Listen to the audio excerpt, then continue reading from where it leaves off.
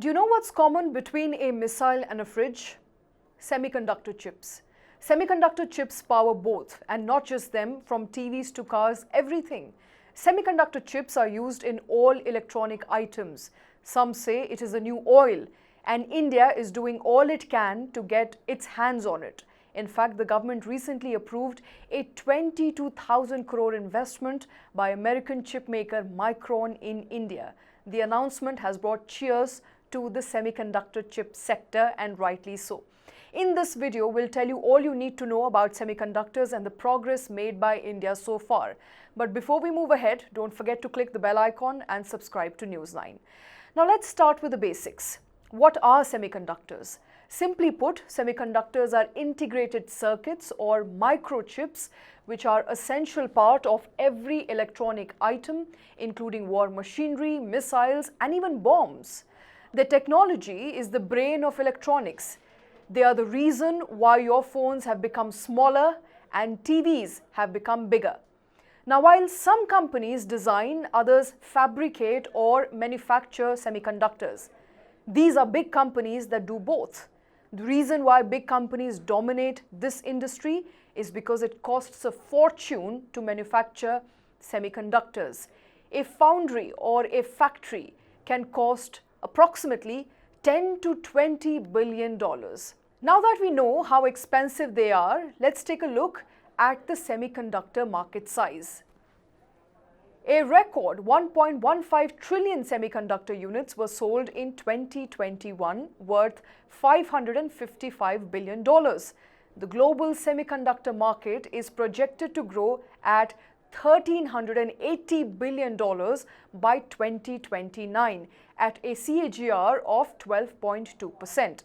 The Indian semiconductor industry in 2022 was approximately $27 billion US, with over 90% of semiconductor being imported to India.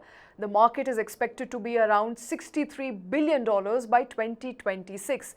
So it's not a surprise that India wants to make semiconductors in-house. Like the rest of the world, we have a high dependency of semiconductor imports, primarily from Taiwan and China, where you have a majority of concentration of semiconductor manufacturing. Currently, there is no unit that manufactures semiconductors in India. So what's stopping India from stepping up? Let's delve deeper. To grow Indian capabilities, the government of India had announced a slew of measures, including a $10 billion US program for the development of semiconductors and display manufacturing ecosystem in India. The government received 3 applications to set up a fab or production in the country, but all 3 hit a roadblock.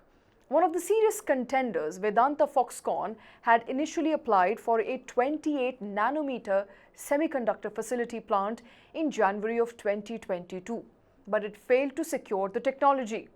Neither Vedanta nor Foxconn have the technology to manufacture such chips and will need to license it. The government said that it will reopen the window and welcome fresh proposals.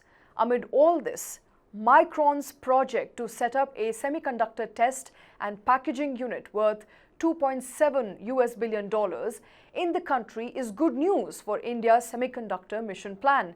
Micron, which specializes in computer memory products, flash drives, etc., is all set to establish an OSAT or outsourced semiconductor assembly and test plant in India, which will test and package its product to make it ready for use. In the first phase, the government has cleared 4 OSAT projects, which include proposals by Tata Group and Sahasra Semiconductors. These are small strides as India aims to establish itself as a manufacturing and design base for semiconductors, not just for the growing domestic market, but also support global requirements.